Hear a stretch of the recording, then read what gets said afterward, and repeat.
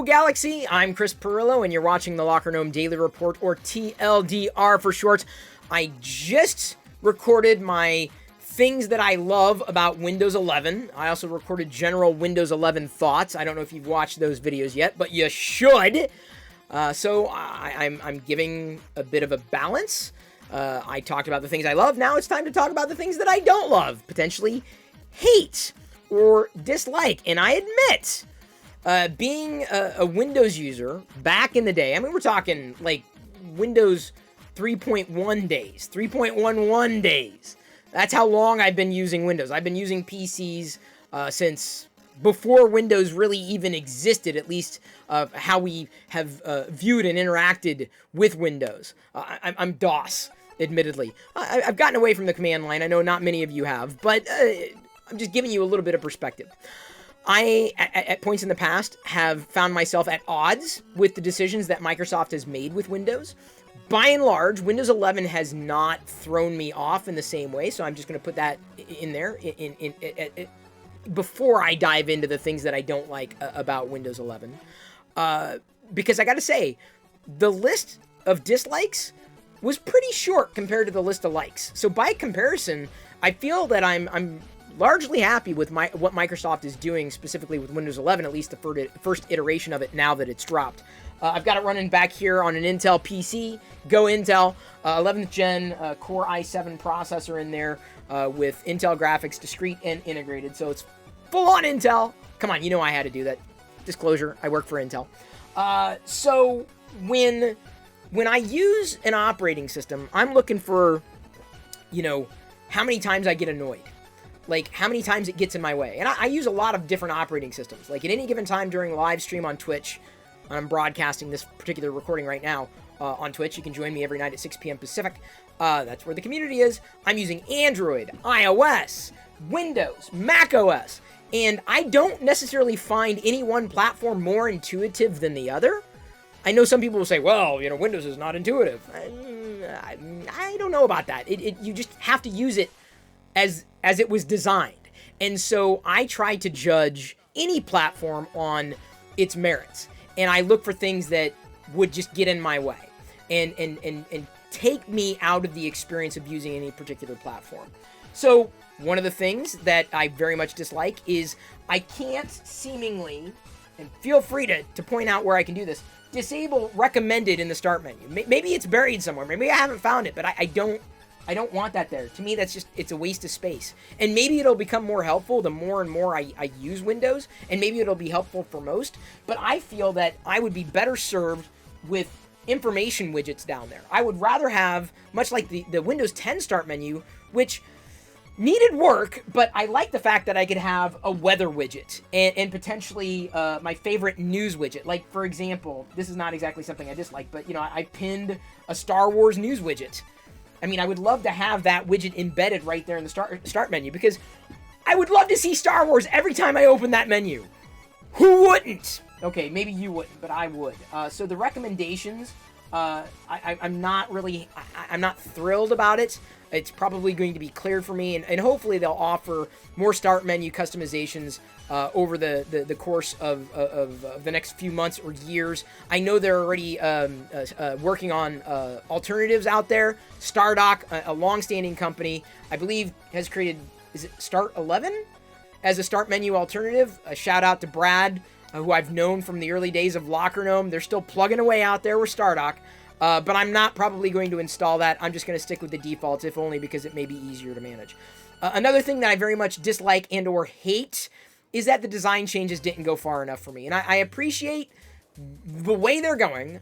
I like how Windows 11 looks and feels on the surface, but the problem is I don't know, like, I do this. Like, I right-click the desktop and then show more options, and then it pulls up the legacy menu.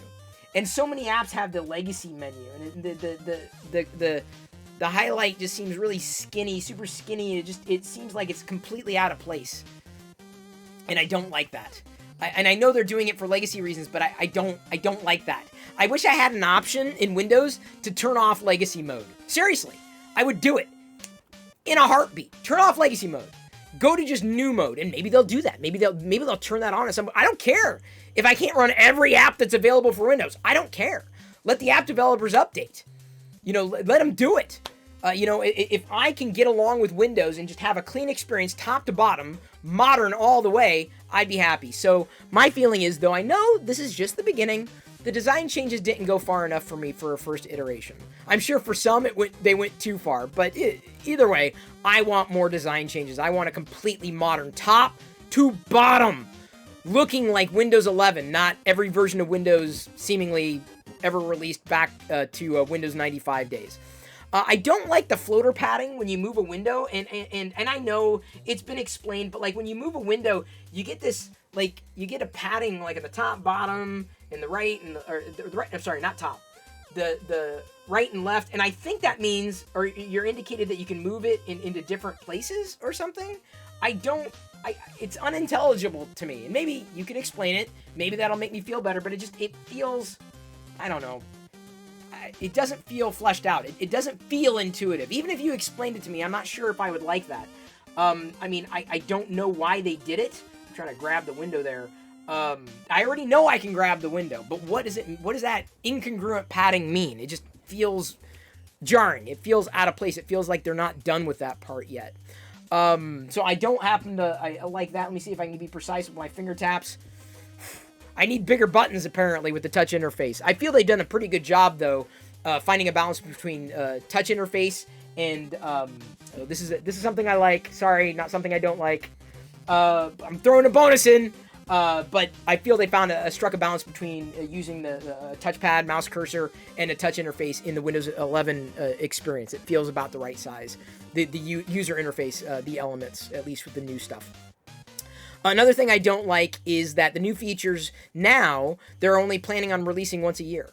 Like, man, I love the cadence where maybe twice a year or frequently you would get new updates. And I know they've decoupled the apps from the platform, as well they should, but I want to see, like, monthly updates. I love monthly updates. Love! It just gets me interested in looking again.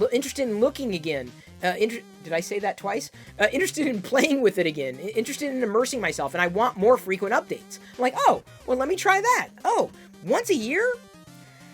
They've probably made the right decision for them, but man, I need something to keep me interested in Windows. I mean, I'm using it every day, yes. I haven't upgraded to Windows 11 on my primary PC, my Intel Nook, the one that runs the live stream that I'm using to record this video. I'm going to wait to see if OBS is compatible, and it works just fine. I may have to wait for a couple of revisions just to be sure, because I can't break my primary use case, so I'll be sticking with Windows 10 on the stream PC. But my knockarounds, secondary machines, yeah, I'm having fun. Sorry, fun is a good thing. I got to get back to the bad things. The news feed, good idea, but unfortunately, it's a little choppy in the animation. I realize this is a 60 hertz screen. I don't like the animation's not that fluid. Moreover, even when I set it to be customized, it still keeps throwing crap in there. Microsoft, I do not want to see anything about sports ever, anywhere, period, end of story. Seriously, I don't want. So I don't want to see sports. Makes me upset. And Microsoft keeps and I have to like disable. No, turn it off. Disable. I haven't said I had an interest in sports anywhere in my life. So I don't like it when they do that. I don't like when they try to make it personalized and it's not. And even when I go to customize it. So another thing I don't like. So customization is broken seemingly. Teams, dude. Microsoft, please. Fix Teams, make it better. It ain't there. It's not even close to being there. Reinvent it because it's sluggish. It's based on the client is like an old architecture, and they're changing. They're going to use a different architecture at some point in the near future.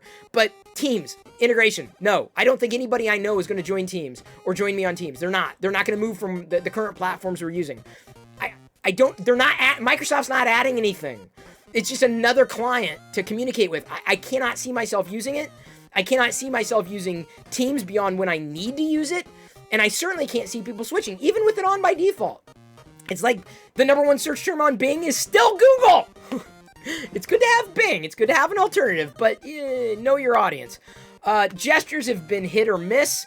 Could just be, that needs to be refined. But for the most part, I will say again, I've been happy with Windows 11. Not incredibly happy, but happy enough.